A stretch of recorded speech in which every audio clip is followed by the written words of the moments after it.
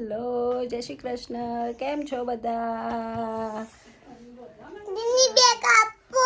કેમ બેગ ને શું કરવું છે બેટા? બેગ લઈને ક્યાં જવું છે તને? બેગ શું કરવી છે?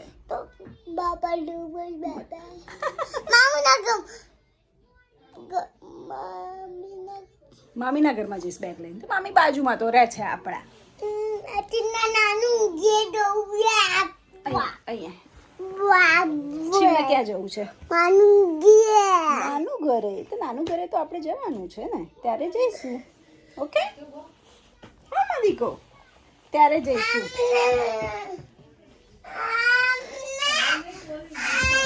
જો અમે રેડી થઈ ગયા છે હોળિકા દહન માટે.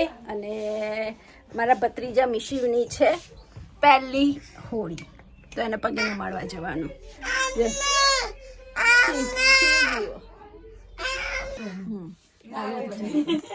મને લે. હેલો, જય શ્રી કૃષ્ણ. આજે છે મિશિવ નો અમારી પહેલી હોળી, તો એને મોર પીવડાવવાનો છે.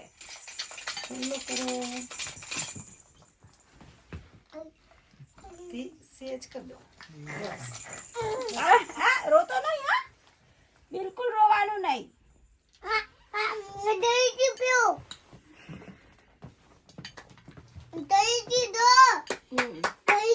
મિશુભાઈ ને મોર પીવાનો અને અને ફઈના જેવું મીઠું મીઠું જ બોલવાનું. હા હા ફઈ જબો મીઠું મીઠું મોર પીવે છે. ફઈના જેવું મીઠું મીઠું ને સાચું સાચું બોલવાનું, ખોટું લાગવું હોય એને લાગ. હે ને? લે તું તારા સોક્સ જ કાઢી લઈશ. ચીકડી વાળી એવું તો નહીં કામ. હે શિવ, તને પીવડાવ્યું મોર? હા તને પીવડાવ્યું મોર? બધું લઈ લો લે તને પીવડાવું. હેડ પીવડા લેતા ભાઈ કોઈ પાયો નહીં તન લે હેપી થોડો ઠંડો તોય ને મીઠો તોય. ચાર ચપડ બોલ. મીઠું બોલો પણ જીભ ચો ઓછી. અમે લંડનમાં રહીને બધી જ રસમો કરીએ અહીંયા, અને મિશિવની પહેલી હોળીનો હાયડો પહેરાવીએ.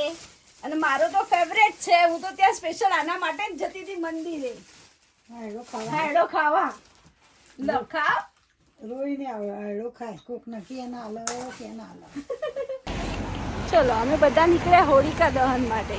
ગમે તેટલા તૈયાર થઈએ પણ પહેરવું જ પડે. અને આમાં ઇન્ડિયા વાળી આ બધા પબ્લિક ને તો બાંધવું પડે. સ્કાર્ફે પહેરવો પડે. આમાં તો થોડું ચાલે. એમ તો એટલું બધું વાંધો નહીં આવતો. ફોટાવાળા નહીં આવે.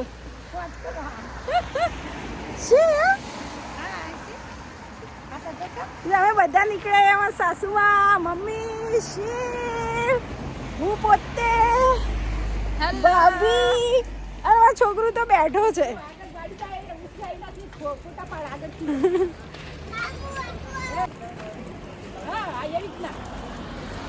અને મિશિવ જેને કાનો બનાવ્યો છે આજે અમે. જુઓ આ બધા આવે છે.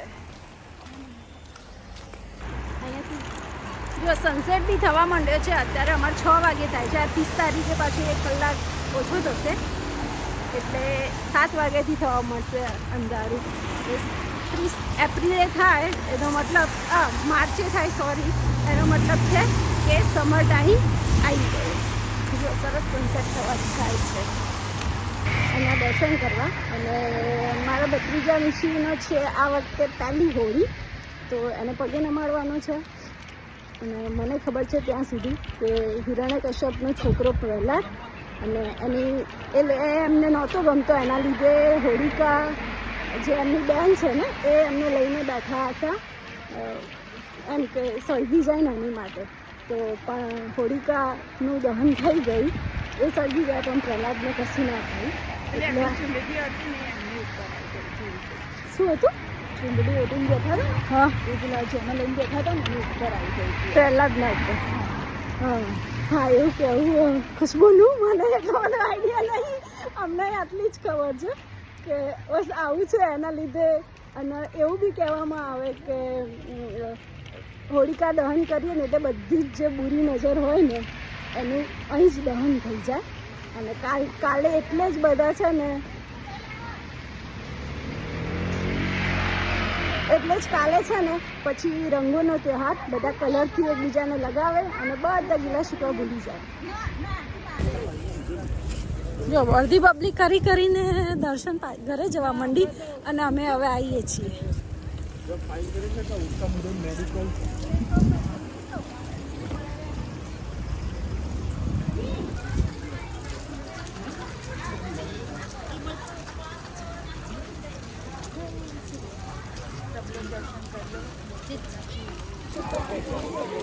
જુઓ ફાઇનલી અમે પહોંચી ગયા હોલિકા દહન જ્યાં થાય છે ને ત્યાં. પણ અત્યારે ભડકો ઓછો થાય છે, ને તો અમારા ઘર ત્યાંથી દેખાતો હતો જ્યારે મેં જોયો ને ત્યારે કે ભડકો થાય છે. પણ આજે છે ને વેધર નથી સારું, થોડું વરસાદ જેવું બી છે એટલા માટે.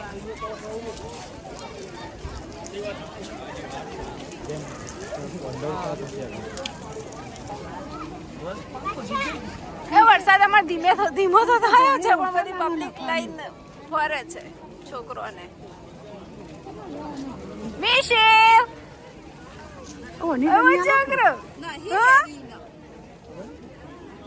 શું કરે? આંગળીઓ ખાય ભાઈના જેમ બે આંગળીથી.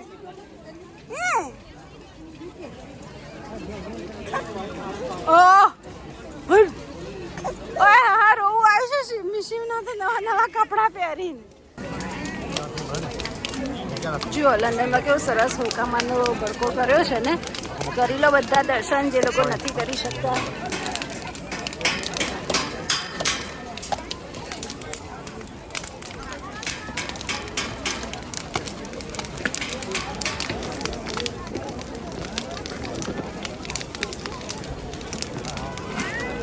અને અહીંયા જુઓ અમે મોસ્ટલી બધી પબ્લિક આવી રીતે બધું મૂકે.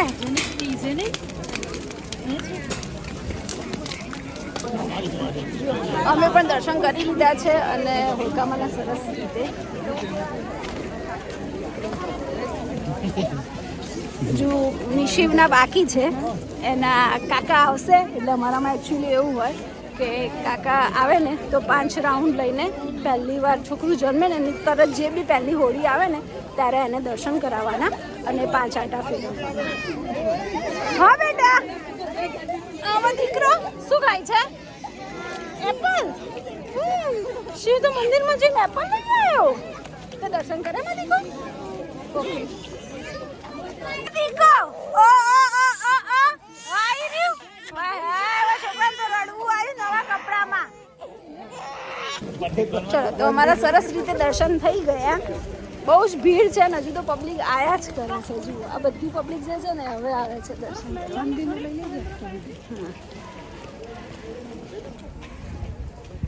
જુઓ સનાતન મંદિર કેટલું બ્યુટીફુલ છે એમ,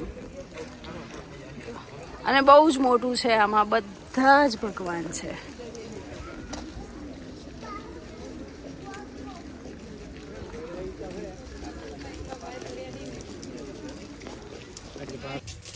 જો અમે દર્શન કરીને અને આવી ગયા છીએ પાછા કિચનના વેસમાં. અને આજનો ડિનરનો પ્લાન છે ઢોસા. પછી અમે રીલ બનાવીશું ઢોસા કે ઇડલી. ઢોસા ચટણી કરવાનું જ કરતો ફટાફટ. પણ ના કોથમીર મરચાં ને એવું કરે એટલે પેલા મિક્સરમાં ક્રશ કરતો વાર ના લાગે. પણ બુનામાં હું એવું કંઈક કરી દઉં. શ્રીફળ વધે દઉં તેલ ભગવાન અને આપું.